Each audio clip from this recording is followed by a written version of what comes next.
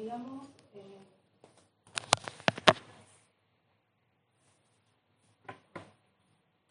vamos a hacer un repaso de algunas cosas que ya hemos visto, pero vamos a ver un poco más profundo. Pero en general, digamos, es un repaso de lo que ustedes han visto y lo que han hecho en el laboratorio, ¿sí? Bueno.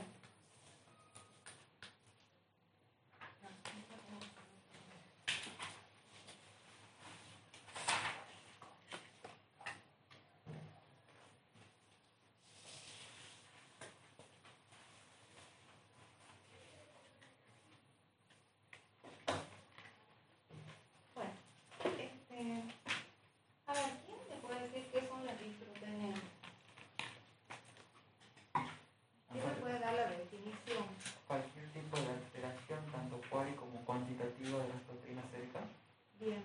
Las disproteínas son las alteraciones en la proporción normal de las proteínas plasmáticas. Y como dice su compañero, estas alteraciones pueden ser cuali o cuantitativas, ¿sí? Y se van a, digamos, si bien ustedes han hecho la determinación de proteínas totales y eso les sirve a ustedes para determinar las distintas fracciones del proteinograma, no siempre la determinación de proteínas totales va a reflejar lo que ocurre exactamente, digamos, en la sangre y con las proteínas o fracciones individuales. Porque a veces se producen disminuciones o aumentos de otras fracciones y eso enmascara, ¿sí? Pero en general podemos decir que las disproteinemias pueden cursar con normoproteinemia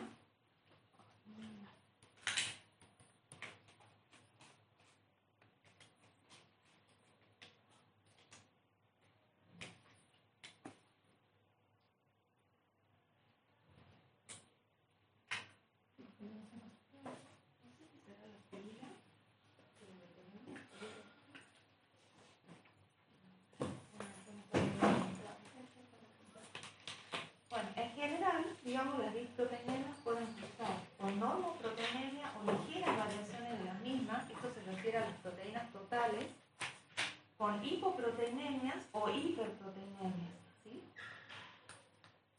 Bueno, las disproteinemias pueden ser congénitas o adquiridas. En general, las disproteinemias congénitas cursan con deficiencia de proteínas, ¿sí? Y podemos encontrar estas alteraciones genéticas, las podemos encontrar en las proteínas inhibidoras de proteasas, en los factores del complemento, en los factores de la coagulación y también en las inmunodeficiencias, que serían las deficiencias de la inmunoglobulina. Con respecto a la alteración cualitativa, digamos, de las proteínas, tenemos que, por ejemplo, alteraciones en la transcripción o en la síntesis del RNA, en la traducción en polipéptidos, o cuando, por ejemplo, mutaciones en los genes o reemplazo de aminoácidos o cambio de aminoácidos nos van a producir alteraciones cualitativas o variantes genéticas en las proteínas. ¿Cómo se estudian estas variantes genéticas, digamos, a nivel de laboratorio?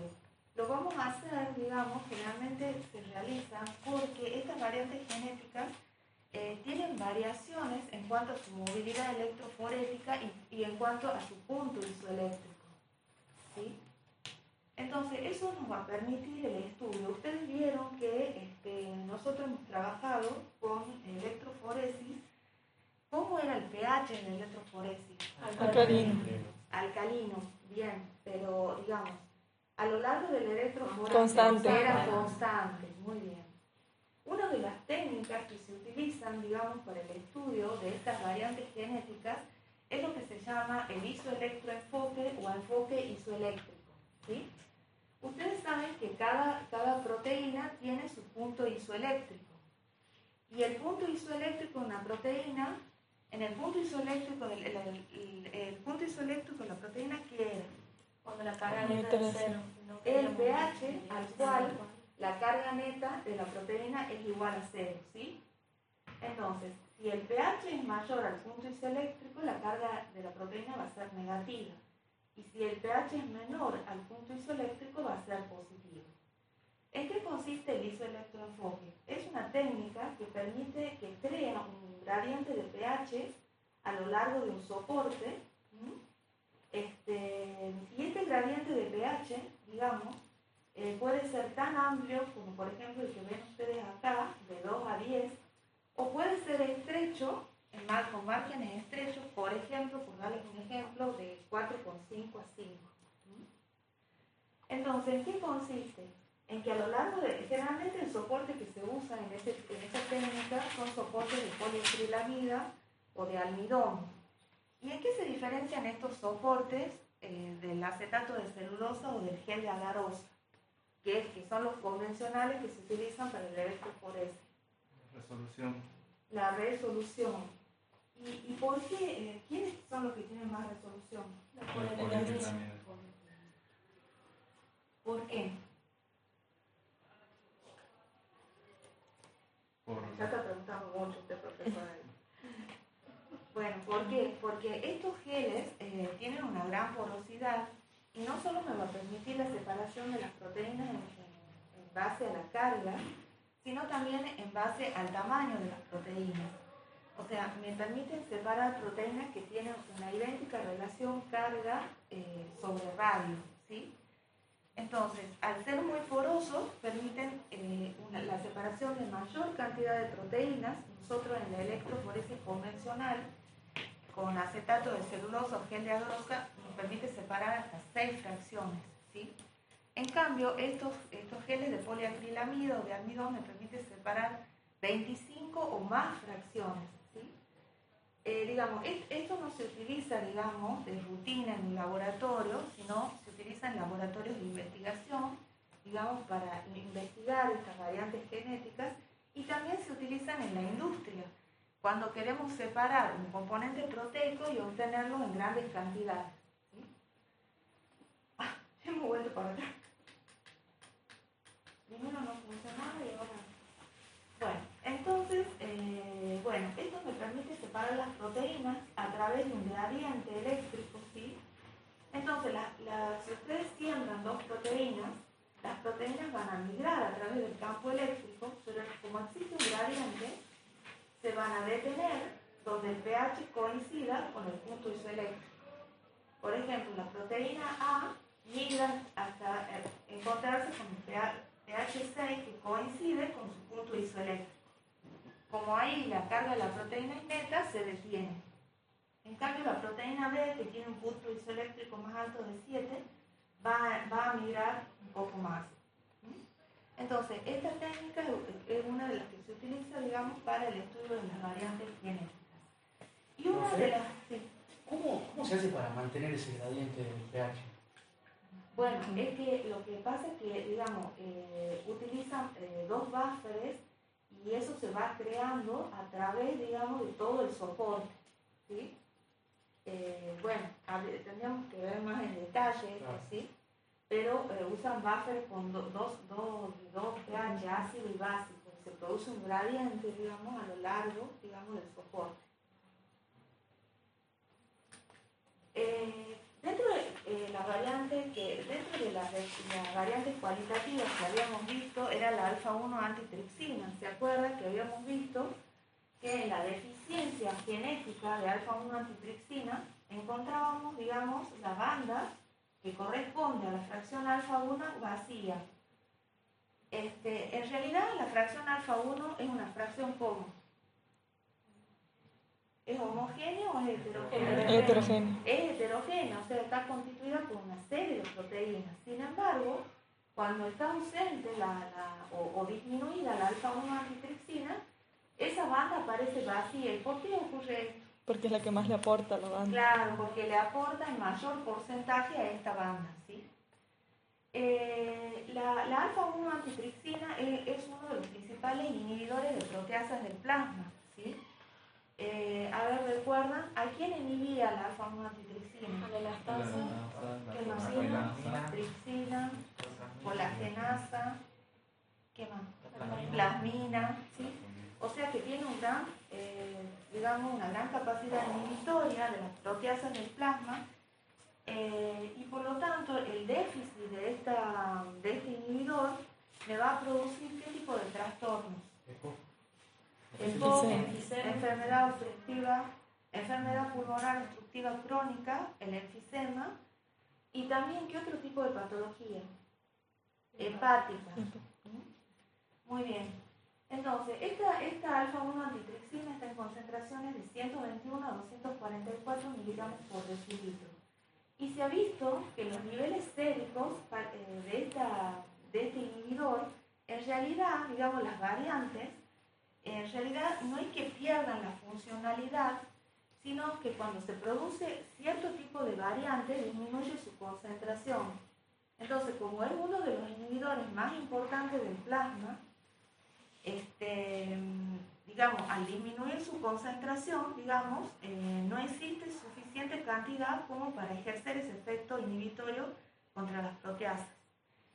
Y se ha visto que los niveles séricos están relacionados con la forma genética que expresa el fenotipo, de manera que los niveles, la concentración es mayor en los individuos que expresan el alelo M, mayor que los que expresan el alelo S y mayor que los que expresan el alelo Z. Generalmente, digamos, la mayoría de las proteínas del plasma se heredan en forma codominante, es decir, que se expresan ambos alelos.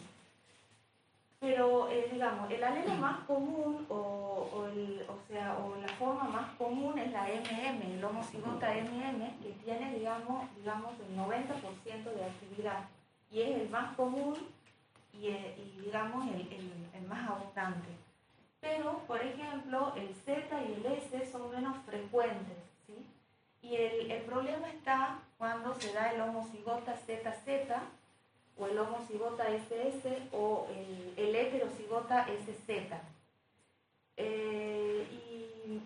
Bueno, ¿y por qué la nombramos? Porque en realidad, si estaría presente el alelo M y el Z, no habría inconveniente. O sea, el heterocigota MZ no tiene, digamos, ese tipo de inconvenientes. Pero, debido a que es muy abundante ese heterocigota MZ, cuando se unen dos, digamos, cuando el padre y la madre son MZ los dos, tienen la posibilidad de un 25% de tener un niño homocigota ZZ, ¿sí?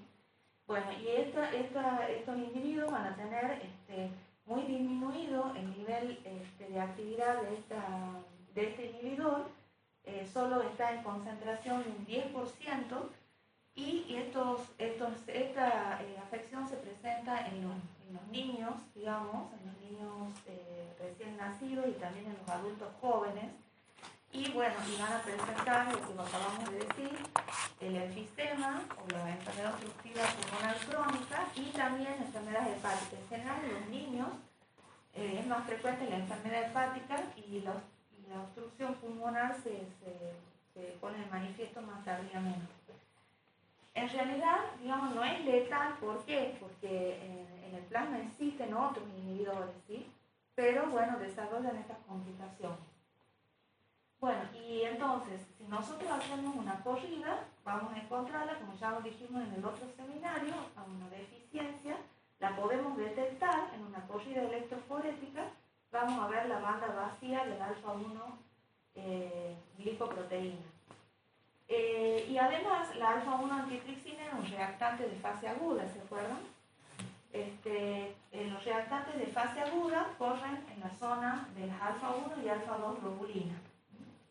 Por lo tanto, en un proceso inflamatorio va a estar aumentado, y como aporta gran porcentaje a la banda, voy a tener un aumento del alfa-1 glicoproteína. También en el paciente heterocigota para la alfa-1 antitripsina podemos ver dos bandas de la alfa-1 antitripsina en la zona de las alfa-1 globulinas. Pueden ver esta imagen, ¿sí? Fíjense acá, esta es la densitometría, se ven dos montañitas en la zona de la alfa-1 globulina. Bueno, este inhibidor es muy importante, pero también en el plasma existen otros inhibidores, como por ejemplo la antitrombina 3. La antitrombina 3 es un inhibidor de la coagulación, inhibe principalmente la trombina, pero también ¿qué otros factores de la coagulación? 9, 10, 11 y también el 12. ¿Sí? Y también sería un inhibidor de la plasmina. Entonces, se ha visto que los déficits, digamos, de antitrombina 3 se asocian con trombosis venosa profunda y embolismo pulmonar. Y es bastante frecuente el déficit en la población. La alfa-2 antiplasmina es el principal inhibidor de la plasmina. Entonces, digamos, si tenemos una deficiencia en este inhibidor, ¿qué va a pasar? Vamos a tener tendencia ¿a qué? A las hemorragias. Muy bien.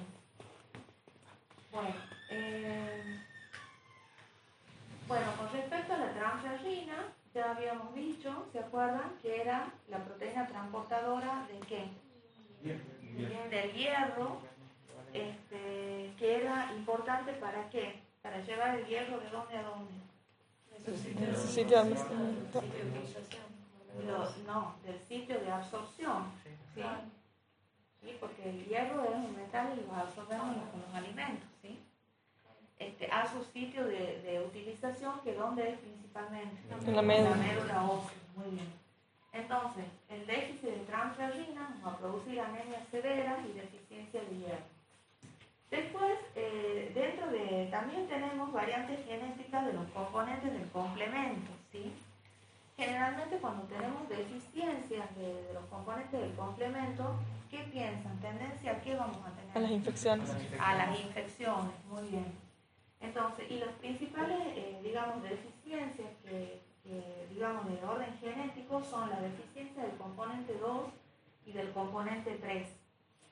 También podemos tener deficiencia de algún inactivador, digamos, de la activación del complemento, por ejemplo, el C3b inactivador, que tiene la función de inactivar el C3 activado. Entonces, ¿qué pasa? Si tenemos carencia de este inactivador, el C3, se activa mucho por la vía alternativa y se consume. Entonces llegamos a tener deficiencia, digamos, por falta de este inhibidor, C3b inactivador, tenemos una deficiencia de C3 y esto nos va a producir un aumento de las infecciones biógenas y también las relacionadas con infecciones por Neisseria. También tenemos el C1 inhibidor. La deficiencia puede ser cuantitativa o funcional y se hereda en forma autosómica dominante y produce una afección que es el edema angioneurótico hereditario. ¿Saben lo que es eso?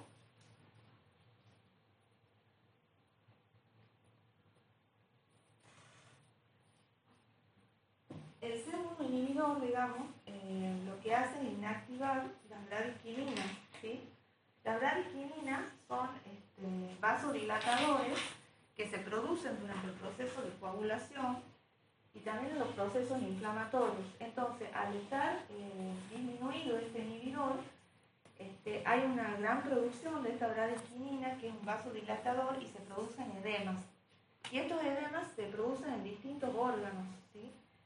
Pueden producirse a nivel del sistema respiratorio superior, también se producen a nivel del aparato gastrointestinal, en el sistema genitourinario, y van a producir edema. Y uno de los más peligrosos es el edema de laringe, que produce obstrucción. Bueno, y la ceruloplasmina ya lo vimos la clase pasada, ¿se acuerdan? Que la deficiencia producía la enfermedad de Wilson, que era un trastorno, ¿sí?, en el transporte del cobre, ¿se acuerdan?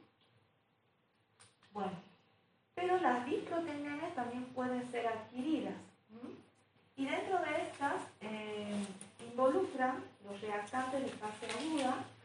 Tenemos las entidades perdedoras de proteínas, ¿sí? Dentro de estas, las más importantes, ¿cuáles serían? El síndrome nefrótico y también las enteropatías perdedoras de proteínas. También tenemos cuando se producen alteraciones en las proteínas, cuando hay un daño hepático, en la malnutrición, ¿Por qué? Porque, digamos, hay una disminución en el aporte de nutrientes, de aminoácidos esenciales para la síntesis, y también en las disgamma-globulinemias, que ya la clase pasada lo hemos visto bien en detalle. Bueno, dentro de los reactantes de fase aguda, principalmente son proteínas que corren en la fracción de las alfa-1 globulinas y alfa-2 globulinas. Pero también, digamos, podemos tener en la fracción beta, por ejemplo, el componente C3 del complemento, aunque digamos, los procesos inflamatorios aumentan un poco más tardío que las proteínas de reactantes de fase aguda que migran en la fracción alfa-1 y alfa-2. Y también tenemos la proteína C reactiva, que ¿dónde corre? En la gamma-globulina. Entonces, dentro de los reactantes de fase aguda, tenemos lo que se llaman reactantes de fase aguda positivos, que son los que van a aumentar en un proceso inflamatorio, como son la alfa-1 antitripsina, la alfa-1 glicoproteína ácida, la aptoglobina, la ceruloplasmina. ¿Esta en qué extracción corrían? ¿Se acuerdan? En alfa-2. En la alfa-2. El fibrinógeno, que en realidad el fibrinógeno no lo vamos a ver, digamos, en el proteinograma porque trabajamos con suero, pero si tuviéramos plasma, ¿en qué zona corre? Entre la beta y la gamma. Las gammas, muy bien. Y la PCR, que corre en la zona de las gammas. Dentro de estas proteínas, digamos, los principales reactantes de fase aguda son la alfa-1 antitripsina, la alfa-1 glicoproteína ácida, la aptoglobina, y la proteína C reactiva y el fibrinógeno son los que más rápido aumentan cuando hay un proceso inflamatorio. Yo mismo les decía, ¿se acuerdan la clase pasada? Que generalmente el médico solicita una PCR para evaluar el proceso inflamatorio, y la PCR aumenta entre las 5 o 6 horas de iniciado este proceso, ¿sí? En cambio, el fibrinógeno aumenta aproximadamente a las 24 horas. Y tenemos las proteínas que disminuyen, digamos, en el proceso inflamatorio, y por eso se llaman reactantes de fase aguda negativo, que son principalmente la prealbúmina, la albúmina y la transferrina. De estas tres, la que más disminuye es la prealbúmina. ¿Y por qué mecanismo disminuían estas fracciones? Por el aumento de la permeabilidad vascular. Claro, hay un aumento de la permeabilidad vascular por el mismo proceso inflamatorio, porque recuerden que el proceso inflamatorio se produce tanto en forma local como sistémico, ¿sí? Y hay una redistribución, digamos, de los componentes proteicos. Entonces, al haber un aumento de la permeabilidad, se produce el pasaje de estas proteínas por su bajo peso molecular al intersticio. Pero la que principalmente disminuye es la prealbúmina. Bueno, este es un proceso inflamatorio, esto es una densitometría. Fíjense, este es el proteinograma normal, y fíjense acá en la inflamación aguda cómo baja la albúmina, el pico de la albúmina, ¿sí? Fíjense, la alfa-1 aumenta, acá la tienen marcada con 4 cruces. La alfa-2 con respecto al de arriba, y también las beta-2 también puede aumentar, porque ahí tenemos también el complemento. Mientras que cuando se trata de una inflamación aguda, las gammas permanecen normales, ¿sí? Salvo que la PCR tenga un aumento muy elevado, ¿sí? Si la PCR aumenta mucho, y bueno, puede ser que lleguen a ver en la zona de las gammas una pequeña banda, ¿sí? Bueno, estas son las características, digamos, de los reactantes de fase aguda, donde se sintetizan, su peso molecular, el punto isoeléctrico, la vida media, que eso se lo dejo para ustedes, ¿sí? Bueno, ¿y a qué se debe, digamos, el aumento en estos reactantes de fase aguda? En el proceso inflamatorio se producen mediadores de inflamación, principalmente la interleuquina 1, la interleuquina 6, el factor de necrosis tumoral alfa y el interferón, que van a estimular a nivel hepático la síntesis de proteínas, ¿sí? Se dice que también los glucocorticoides tendrían que ver, digamos, de alguna manera en el aumento de esta síntesis, pero también recuerden que los ejercen un efecto inhibitorio, digamos, del proceso inflamatorio. Quizás en la síntesis de proteínas reactantes de fase aguda, pero inhiben, digamos, el proceso inflamatorio. Bueno, esto es más de lo que ya hemos dicho. Fíjense, hay un aumento muy importante en las primeras horas, más de 5 veces de la proteína C reactiva, y un aumento moderado de 1 a 5 veces en la alfa-1 antitripsina, alfa-1 glicoproteína ácida, ferritina, aptoglobina, componentes del complemento C3 y C4, ceruloplasmina y alfa-1 antiquimiotripsina. Y bueno, esta es la disminución de la prealbúmina, albúmina y la transferrina. Bueno, y esto es para que vean, digamos, la reacción inflamatoria de fase aguda. Fíjense, aumenta alfa-1 y alfa-2 respecto a un proteinograma normal. Y la zona de las gamas, fíjense, acá no se modifica, no hay modificación con el normal, pero sí, si ustedes, si el médico pide un proteinograma, digamos, cuando hay un proceso inflamatorio agudo, digamos, la zona de las gamas me va a servir para seguir la evolución de ese proceso inflamatorio. Cuando aumenta la zona de las gamas, sobre todo son aumentos policlonales, significa que la reacción inflamatoria está entrando en la fase crónica. Por ejemplo, en una hepatitis, generalmente, o sea, en el laboratorio, digamos, el proteinograma, ¿qué información nos da? En realidad es un dato más, digamos, entre los datos que tenemos para el diagnóstico, ¿sí? Pero, digamos, no es, digamos, imprescindible, digamos, la solicitud del proteinograma. Generalmente, en general, el médico, ¿cuándo lo pide? Cuando hay anemia. Claro, generalmente cuando sospecha de una gamapatía monoclonal.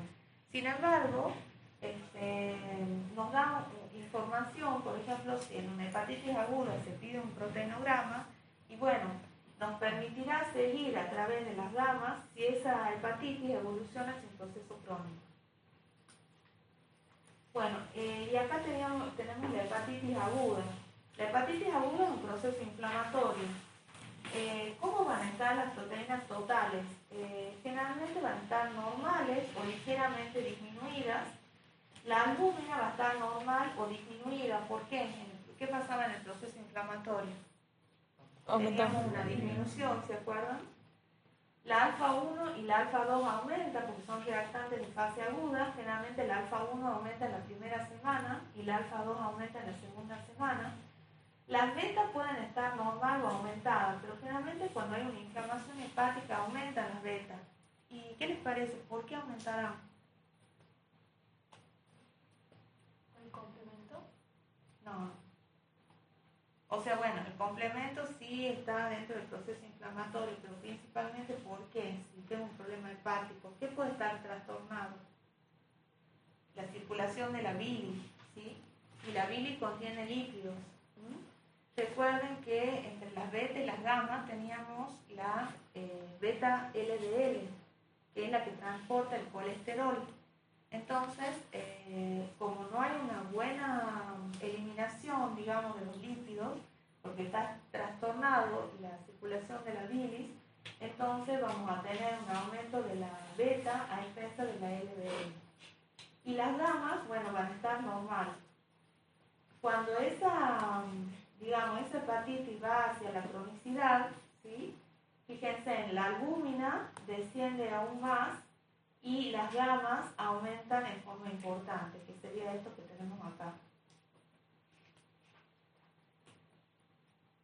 O sea, aumenta alfa-1, alfa-2. Acá tenemos la beta marcada, pero bueno, este normal también está marcado. Y fíjese del aumento de las gamas. Este tiene más una pinta de qué? ¿De aumento qué esa gama? ¿De acuerdo a lo que yo les había enseñado? Oligoclonal. Muy bien. Porque la hepatitis, bueno, puede ser producida también como una infección. Y se acuerdan que la oligoclonalidad ¿Qué era lo que me daba la oligoclonalidad? Los inmunos complejos circulantes, ¿sí?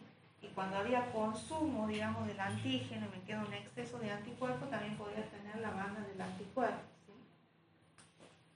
Bueno, fíjense, esta es una hepatopatía con un aumento de bilirrubina, o sea, un suero muy histérico les puede dar esta banda, este defecto en la albúmina, ¿sí? Y esto se debe a la bilirrubina que se une a la albúmina. Fíjense, no puede ser así o les puede dar como dos montañitas, que no es lo mismo que la bisalbuminemia, porque la bisalbuminemia me daba dos picos idénticos, ¿se acuerdan?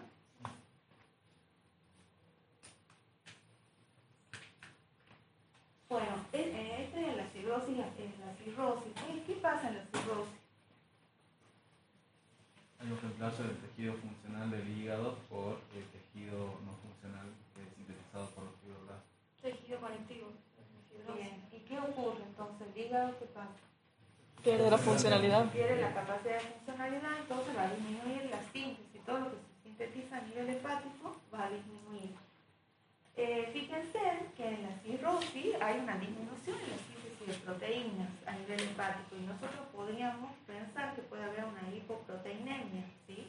Porque la mayor parte de las proteínas del plasma, ¿dónde se sintetizan? En el hígado. En el hígado. Pero tenemos las gamas globulinas, que ¿dónde se sintetizan? En los tejidos linfoides. Pero como la cirrosis es un proceso crónico, aumentan mucho las gamas, entonces me aumenta todo el proteinograma y las proteínas totales le van a dar normales o disminuidas, ¿sí? Quizás ligera disminución, para que ustedes vean que a veces las proteínas totales no les reflejan exactamente lo que ocurre, ¿sí? La albúmina, por supuesto, va a estar disminuida, porque disminuye la síntesis. Alfa 1 y alfa 2 también va a estar disminuida. La beta también disminuye, sobre todo en la cirrosis alcohólica. ¿Qué otra cosa ocurre también? Ese puente beta-gamma. Bueno, el puente beta-gamma, sí, acá vemos el puente beta-gamma, pero fíjense que es una banda pareja, digamos. El puente beta-gamma es cuando se une la beta con la gamma, ¿sí? Ven que acá tenemos la alfa 1, la alfa 2 y la beta no la diferencia porque está unida a la gamma, ¿sí? Esta parte que tiene poca pila. ¿Ven que se unen acá? ¿Y por qué ocurre ese puente beta-gamma? El aumento de la IgA. Por el aumento de la IgA, porque la inmunoglobulina A corre rápidamente y ¿se acuerdan que yo les había dicho que la inmunoglobulina A cuando es producida como componente monoclonal podía llegar hasta la zona del alfa 2, ¿sí? Bueno, acá tenemos un aumento policlonal, entonces corre rápidamente y se une a la beta, entonces nos da esa imagen, ¿sí? Pero acá no tenemos, esta sería la cirrosis biliar, ¿sí? Pero terminemos con la cirrosis alcohólica. Acá la cirrosis alcohólica, aparte de una disminución en la síntesis de proteínas, ¿qué tiene el paciente alcohólico? O sea, el paciente alcohólico, ¿por qué se caracteriza? Porque ¿de qué se nutre? Del alcohol. Y es un paciente que no ingiere proteínas. Entonces, o sea, más agravada la síntesis. Bueno, y con respecto a la cirrosis biliar, también acá me faltó la flechita, las proteínas totales van a estar normales o disminuidas, la albúmina va a estar disminuida, la alfa 1, alfa 2 disminuyen también y la beta en este caso va a estar aumentada. Porque en el caso de la cirrosis biliar, podemos tener una cirrosis biliar primaria, que es una enfermedad autoinmune, en la cual se producen anticuerpos antimitocondriales, o bueno, puede ser producido por una alteración, digamos, puede ser una obstrucción, y digamos ese proceso inflamatorio va, digamos, alterando, digamos, la funcionalidad del hígado. Entonces, en este caso tenemos un trastorno, digamos, en la excreción de la bilis, y se produce una lipoproteína anómala que se llama LPX, ¿sí? Debido a que hay una alteración en la excreción normal de la bilis y vamos a tener las beta aumentadas. Las gamas también están aumentadas porque es un proceso crónico y eso es lo que nos va a dar este puente beta-gamma. Que también, esto lo vamos a ver en la cirrosis alcohólica. La diferencia es que en la cirrosis alcohólica las betas están disminuidas. Bueno, la colistasis, ¿qué era? La obstrucción de las vías biliares.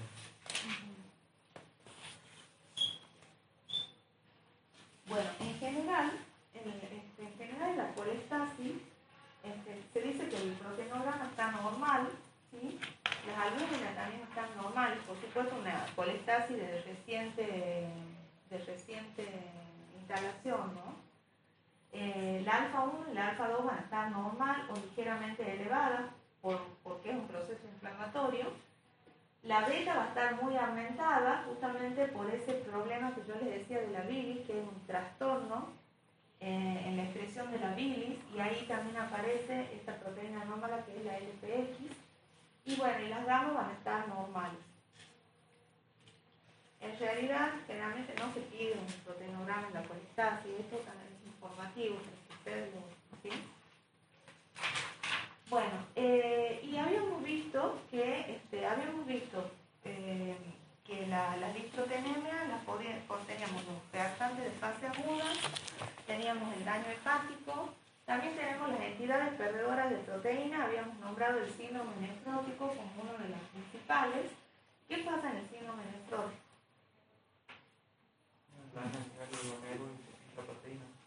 Hay daño en el glomérulo y se comienzan a perder las proteínas. ¿Y quién es la primera que se pierde? La albúmina. La albúmina, porque es la del más bajo peso molecular. Y a medida que el daño es, el daño empeora, comienzan a perderse las otras proteínas, ¿sí? Al estar perdiéndose proteína por vía renal, se aumenta toda la síntesis a nivel hepática, para compensar esa pérdida. Entonces, el síndrome nefrótico se caracteriza por proteinuria, una hipoalbuminemia, porque se está perdiendo por vía renal, una hiperlipidemia, porque no solo aumenta la síntesis de proteínas, sino también aumenta la síntesis de lípidos, y habíamos dicho que estos pacientes también, ¿qué riesgo tenían? Cardiovascular, porque aumentaban las lipoproteínas que son de secreción hepática. ¿Cuáles son? Las VLL, que son las que transportan los triglicéridos endógenos. Y también estos pacientes tienen un edema generalizado, por la hipoalbuminemia. Entonces, en este caso, esta disproteinemia cursa con una hipoproteinemia. Fíjense, las proteínas están muy disminuidas, la albúmina está muy disminuida 3 veces. La alfa 1 va a estar normal o aumentada porque aumenta su síntesis también para compensar la presión oncótica. La alfa 2, fíjense en cómo aumenta. Lo característico del síndrome nefrótico es la disminución marcada de la albúmina y el aumento del alfa 2. Fíjense en este proteinograma, se ve bien. Este es el normal y fíjense en cómo disminuye la albúmina ahí. Esta sería la alfa 1 y fíjense la alfa 2 de aumentada que está, parece una albúmina más. Y esta sería la beta. Y prácticamente no vemos, hay una hipogamaglobulinemia, ¿sí? No se ven gamas, se ve que se están perdiendo, porque fíjense de la banda de la albúmina de suavecita que está. Esto seguramente que es un síndrome nefrótico, una pérdida no selectiva, o sea, ya se están perdiendo muchas proteínas a nivel renal. Y este es, más selectivo, fíjense que acá la albúmina no está tan disminuida, alfa 1 está la alfa 2, acá vemos las dos bandas de la beta, beta 1, beta 2, y bueno, esta es la zona de las gamas. A veces depende de, generalmente las dos bandas de la beta la pueden ver en el gel de agarosa, pero depende en cómo ustedes pongan a punto la técnica, porque se acuerdan que yo les decía que hay una serie de variables que juegan en el proteinograma, porque ¿cuáles eran? El amperaje que nosotros aplicamos, ¿sí? ¿Qué otra cosa? Fuerza iónica del buffer. La fuerza iónica del buffer, se opone, digamos, a la migración de las proteínas, digamos, del sentido del polo negativo al polo positivo. Y esa oposición hace que las bandas sean más nítidas y también que estén más juntas entre sí. ¿Qué otra cosa más? La temperatura. Entonces, si ustedes logran poner a punto todos esos factores, puede que puedan obtener una separación de todas estas fracciones, tanto del alfa 1, alfa 2, beta 1, beta 2 y gamma. Pero, digamos, tienen que encontrar el punto justo, ¿sí? Bueno, sigamos con el síndrome nefrótico. Entonces, lo característico es la disminución bien marcada de la albúmina y el aumento del alfa 2. ¿Y por qué aumenta tanto el alfa 2? Por el- ¿Y por qué?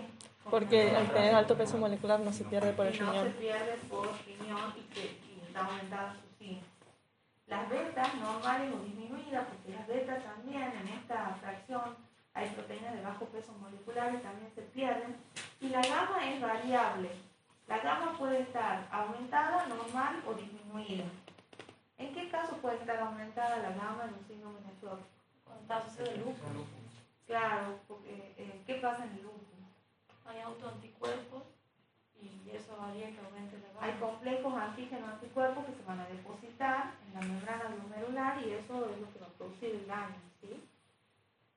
Pueden estar normal, ¿sí? de acuerdo a cómo se estén perdiendo las proteínas, o pueden estar disminuidas, como en el caso cuando ya hay una gran pérdida por riñón. También tenemos otra entidad perdedora de proteínas, es la gastroenteropatía perdedora de proteínas, que en este caso se conjugan dos factores. Uno es la pérdida a nivel gastrointestinal y otra es un defecto en la absorción, o sea, hay una mala absorción de proteínas. Entonces, al no tener las proteínas o los aminoácidos necesarios para la síntesis, disminuye la síntesis, las proteínas van a estar disminuidas. Esta disproteinemia también cursa con hipoproteinemia, la albúmina va a estar muy disminuida.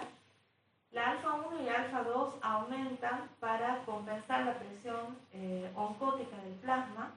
La beta va a estar normal o disminuida porque la beta va de la mano de la albúmina, ¿sí?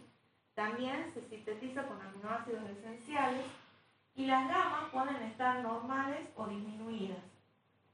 Pero si, digamos, cuando hay una pérdida de proteínas también hay una desnutrición. Si esto se complica con un proceso infeccioso, y bueno, puede ser que tenga un aumento ahí de las gamas. Bueno, después tenemos la malnutrición, digamos, que es la falta de nutrientes, ya sea por inanición, que sería la falta de ingesta calórico-proteica, puede ser con anorexia. ¿Qué es la anorexia?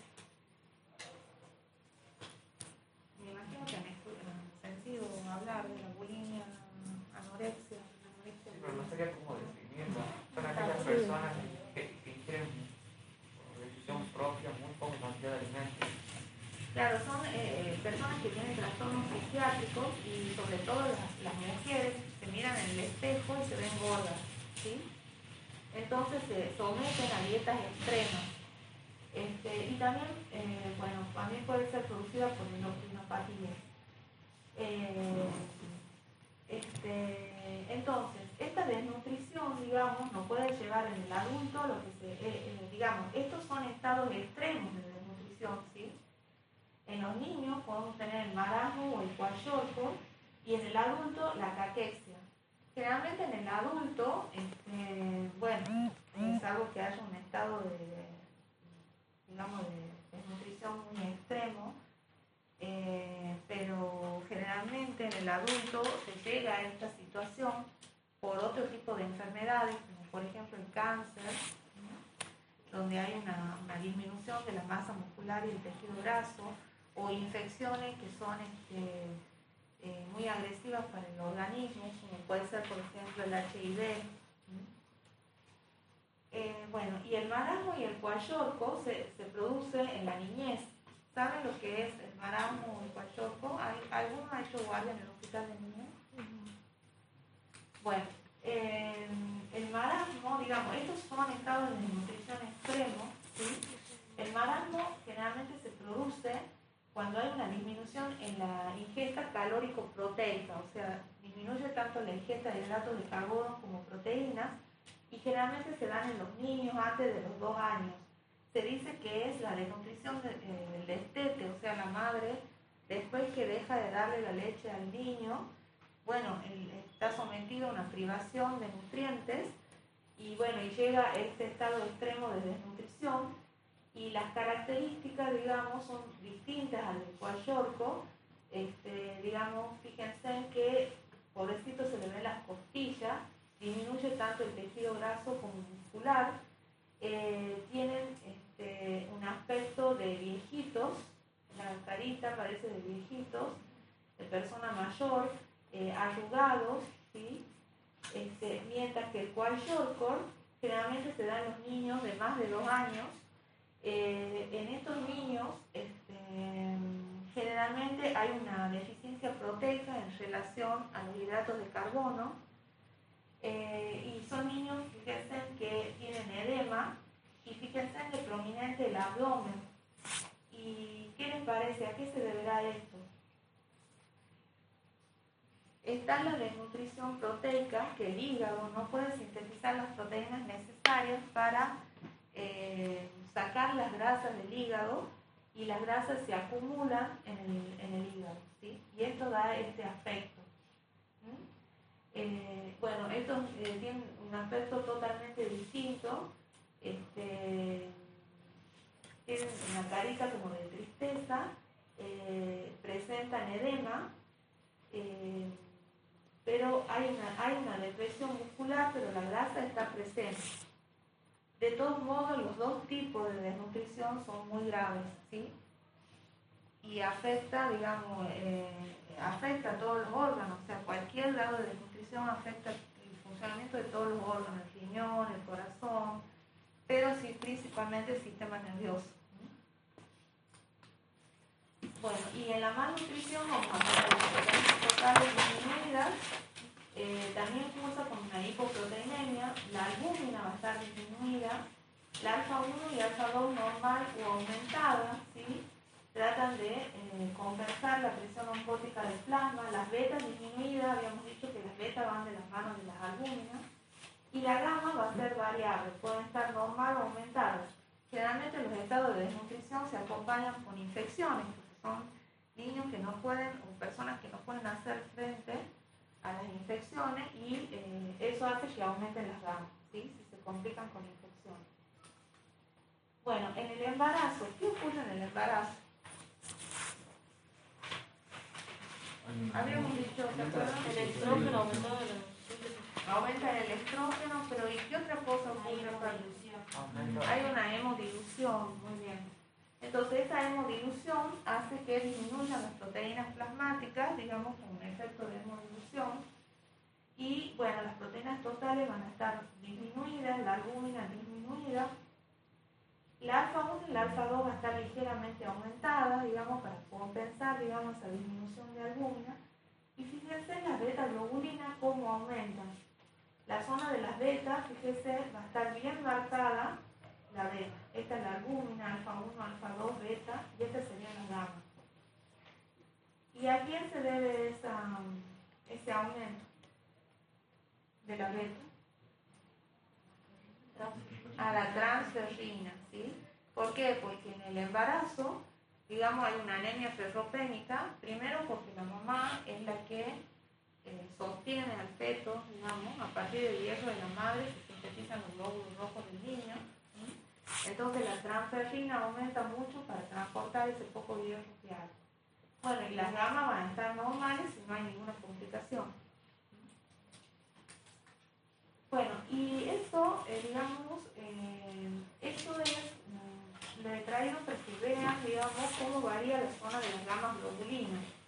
Este sería un proteinograma normal. Fíjense, acá se ve una hipogamaglobulinemia, fíjense, de clarita la zona de las gamas. Tenemos la albúmina, la alfa 1, alfa 2, beta 1 y beta 2. Esto digamos, se ha hecho en un aparato automatizado, por eso las ven bien nítidas las bandas. ¿Y en qué caso podemos tener una hipogamaglobulinemia?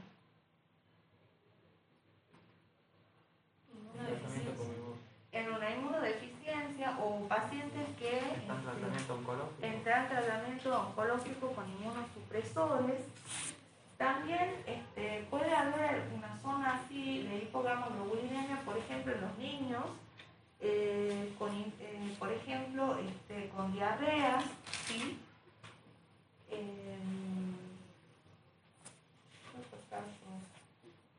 En los niños con diarrea o en los niños desnutridos podemos ver estos tipos así de hipogamaglobulinemia. Cuando veamos una patencia así en un proteinograma, ¿qué es lo que tenemos que hacer?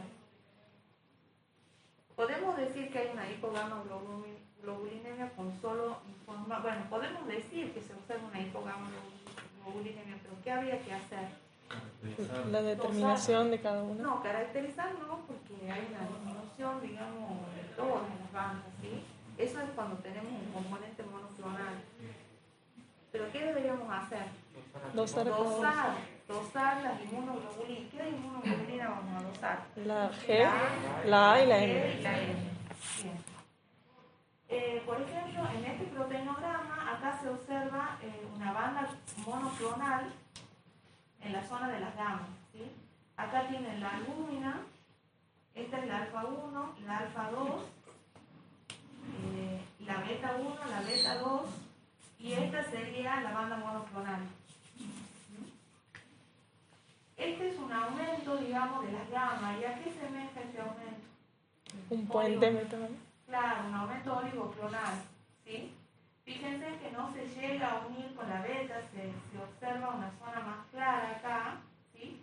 Esta es la albúmina, alfa 1, alfa 2, beta 1, beta 2, pero acá tengo una zona más clara. Eso es lo que se llama la herradura beta-gamma, ¿sí? ¿Ves que tiene como la forma de una herradura, ¿sí? Y acá, en este caso, bueno, acá todavía como que se observa, también tiene una patente oligoclonal, pero acá fíjense que hay un aumento policlonal y las gamas llegan a unirse con las betas.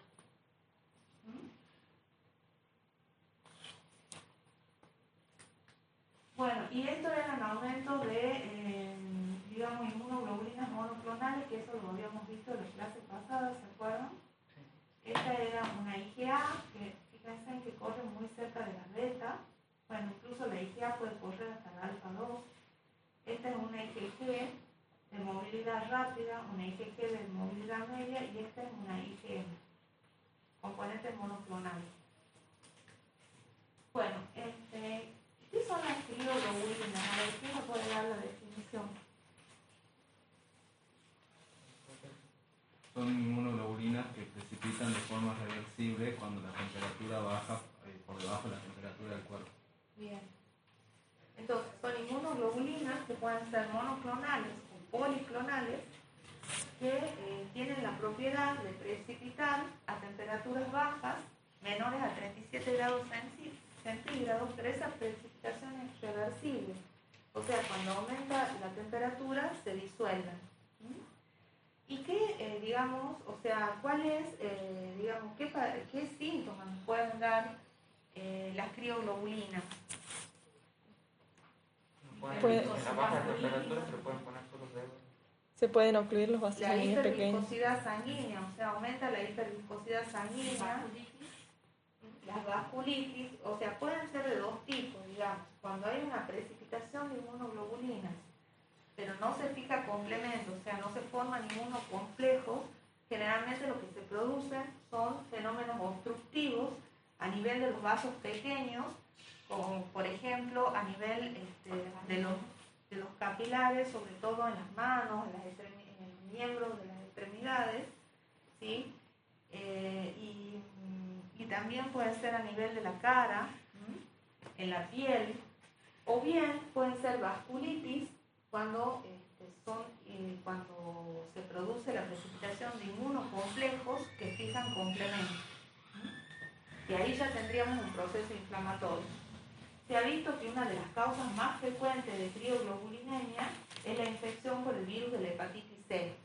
Entonces, cuando tenemos presencia de crioglobulinas, que son estas inmunoglobulinas que acabamos de mencionar, hablamos de crioglobulinemia.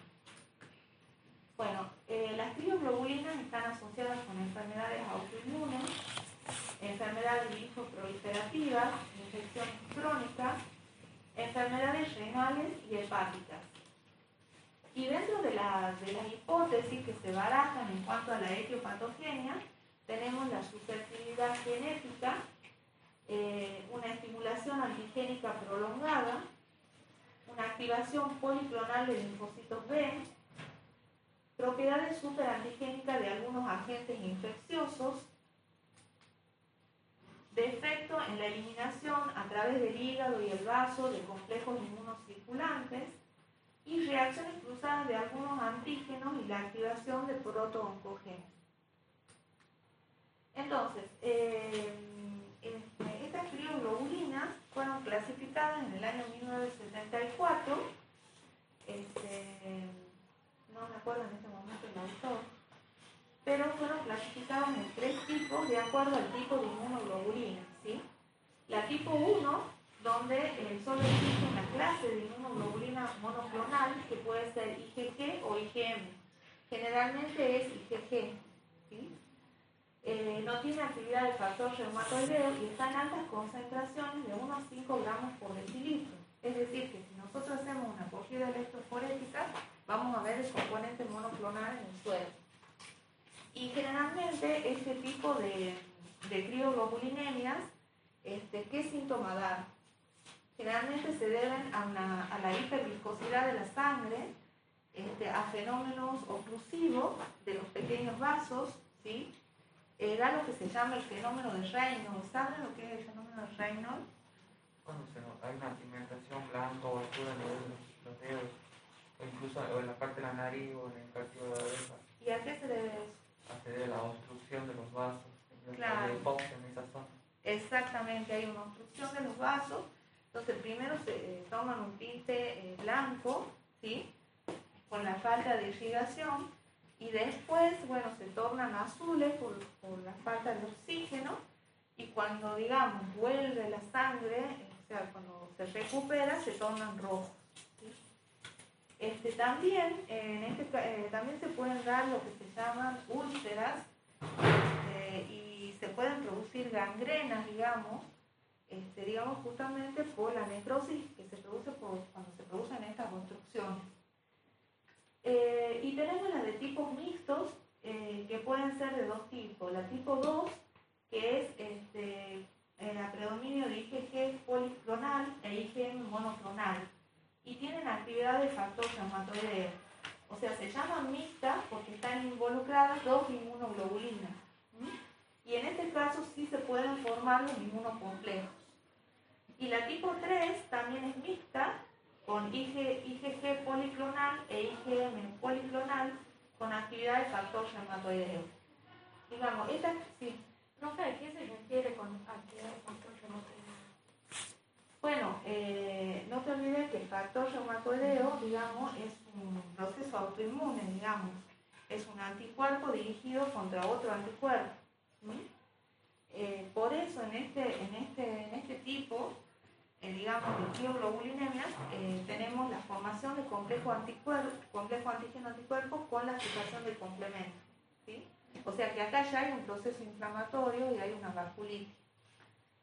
Y estas son más difíciles de diagnosticar, digamos, porque en general, digamos, se ponen en evidencia menos que las otras, que estas, y aparte porque están en bajas concentraciones, entre 50 y 500 miligramos por decilitro. Bueno, ¿y cuáles son las enfermedades que están asociadas? En general, la tipo 1 están asociadas con el mieloma múltiple, o sea, generalmente están asociadas con enfermedades de las células plasmáticas, como son el mieloma mieloma múltiple, la macroglobulinemia de Walden, son las enfermedades linfoproliferativas. Mientras que las crioglobulinemias mixtas están más asociadas con enfermedades infecciosas y autoinmunes.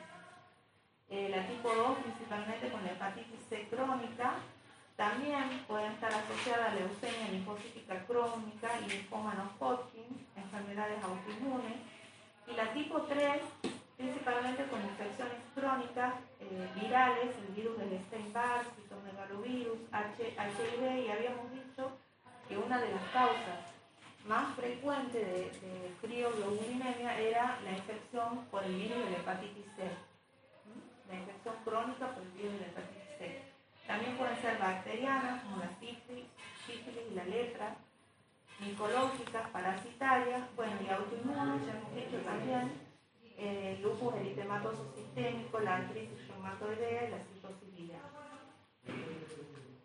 Bueno, y estas son las manifestaciones. Fíjense, el fenómeno de Reynolds, fíjense en el dedo azulado, ¿sí? Primero se pone blanco y luego toman ese color azulado de la falta de oxígeno, y cuando se revierte esa situación, digamos, vuelve el flujo arterial, toman el color rojo. Fíjense en acá, digamos, acá es como que se está como produciendo una úlcera y tienden a la gangrena, justamente por eso, porque, digamos, al haber falta de oxígeno al tejido, digamos, se muere. Acá también, fíjense, estas también son úlceras y se observan esas lesiones púrpuras características. Fíjense, acá también estos pacientes tienen, sufren de comezón al frío y fíjense que acá tienen como lesiones, como que se raspan, ¿sí? Bueno, entonces, ¿en qué caso vamos a hacer la investigación de la presencia de crioglobulinas? ¿Qué les parece? ¿De acuerdo a lo que acabamos de decir? Un componente molecular. Bueno, en los pacientes que tengan manifestaciones de vasculitis, ¿sí? Obstrucciones en los vasos de pequeño y mediano calibre, como dice su compañera, en los casos de pacientes que tengan gamapatías monoclonales, ¿sí? Que me aportan hiperviscosidad a la sangre, que presenten atrocianosis o fenómeno de Reynolds, entonces en todos estos pacientes vamos a hacer la investigación de las crioglobulinas. Ustedes tienen ahí en la guía la determinación de las crioglobulinas, no sé si es que me han leído. A ver, ¿quién me puede contar cómo se hace? En científica nosotros sí o sí tenemos que contar con todo el equipo a 37 grados porque, o sea, tanto el baño a 37 como los elementos para la toma de muestras, como por ejemplo el tubo con el EDT, etcétera, porque nosotros, si nosotros tomamos a temperatura ambiente, seguramente se nos va a formar las crioglobulinas, se nos van a precipitar. Entonces cuando nosotros queramos recoger el suero, ya van a quedar retenidos en el coágulo. Entonces Bien. es muy importante respetar ese paso. O sea, cuando se forma, ustedes el coágulo se tienen que formar a 37 grados centígrados para que las crioglobulinas no queden retenidas en el coágulo. ¿Y después qué hacemos? Después nosotros a ese Separamos el suero. lo tenemos que llevar a la heladera a 4 grados y nosotros tenemos que mantenerlo ahí durante 7 días. Pero cada 24 horas nosotros tenemos que retirar la mitad del volumen de ese suero y llevarlo a un baño a 37 grados y después comparar los dos tubos. En el tubo de la heladera tendría que estar el precipitado y en el tubo que hemos llevado al baño, si fuera una crioglobulina lo que están presentes, entonces se disolvería y nosotros veríamos el tubo limpio. Claro, Y el nosotros suero lo comparamos. Entonces con la comparación, ahí las detectamos, ¿sí? Y digamos, esos controles se hacen hasta los 7 días, 24, 48 horas, 72 horas, ¿sí? Y bueno, si es positiva, digamos, se informa en cruce, digamos, porque eso sería cualitativo, ¿verdad? Sí. Pero, o sea, una vez que están identificadas, ¿qué tenemos que hacer? Identificar, o sea, si nos da positivo, vamos a identificar cuál es la inmunoglobulina, ¿sí? Lo vamos a hacer con inmunofijación, ¿sí? vamos a cuantificar el componente. Y de acuerdo al tipo que sea, ¿sí? Tenemos una inmunoglobulina monoclonal única, que habíamos dicho que podía ser IgM o IgG. o IgM, y la más común, ¿cuál es? IgG. La IgG, vamos a decir que es una crioglobulinemia de tipo 1. Si tenemos IgM componente monoclonal y IgG policlonal, va a ser de tipo 2. Y si tenemos IgG y IgM policlonales, va a ser de tipo 3. Bueno, y esto es un resumen, digamos, de las pautas que tenemos que tener en cuenta cuando valoramos el proteinograma. Entonces, tener en cuenta que la albúmina siempre desciende, salvo que haya un proceso de hemoconcentración, ¿sí? Pero, digamos, eso no dura mucho. ¿Se acuerdan que yo les decía, por ejemplo, una hemorragia? La fracción que aumenta con mayor frecuencia es la gamma y con menor frecuencia la alfa 2. Las grandes hiperproteinemias son extensas del sistema gamma. Las globulinas alfa 1 y alfa 2 aumentan en los procesos agudos y crónicos. Acuérdense que habíamos visto que cuando pasamos a la cronicidad, alfa 1 y alfa 2 siguen aumentados y aumentan las gamas. Las gamas aumentan en los procesos mesenquimales, ¿sí?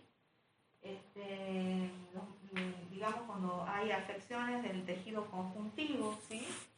Las betas están aumentadas en los trastornos plasmáticos de los lípidos, eso ya lo hemos visto. Los descensos aislados de las globulinas tendrían un relativo valor diagnóstico, salvo en qué casos.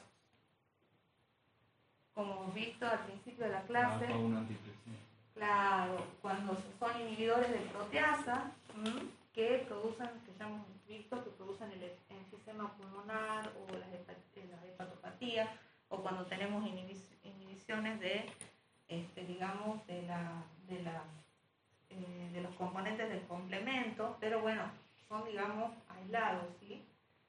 Y la disminución de las gamas globulina por sí solo tiene valor diagnóstico propio. ¿Se acuerdan que yo les dije que cuando tenemos una hipogamaglobulinemia tenemos que hacer un dosaje de las inmunoglobulinas? Bueno, y llegamos al final de la clase. Con esto, digamos, terminamos la parte de proteínas, ¿sí? No sé si está Alejandra. Sí, llegar Bueno, ahora en este laboratorio que les toca, ustedes van a hacer, no sé si tienen alguna duda sobre lo que acabamos de hablar, alguien que quiera hacer alguna pregunta. Bueno, en este laboratorio lo que vamos a hacer es el dosaje de proteínas específicas, ¿sí?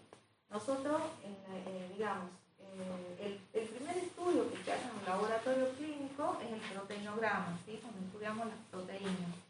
Y bueno, cuando vemos una anormalidad, vamos a hacer el estudio de las proteínas específicas, ¿sí? Las vamos a identificar y vamos a cuantificar. Entonces, lo que vamos a hacer en este laboratorio que viene, vamos a hacer inmunodifusión radial, que es una de las técnicas que se utiliza para la cuantificación. También vamos a dosar algunas de las proteínas, de las globulinas, por la técnica, por técnicas inmunométricas, ¿sí? Porque vamos a usar la inmunoturbidimetría, que son técnicas cuantitativas. Bueno, estas, digamos, las que nosotros vamos a hacer en el laboratorio. Y ahora seguramente la profesora les va a explicar las distintas técnicas, digamos, que tenemos para usar las proteínas. Bueno, no sé si quieren tomar un descanso, unos 15 minutos, antes que empecemos.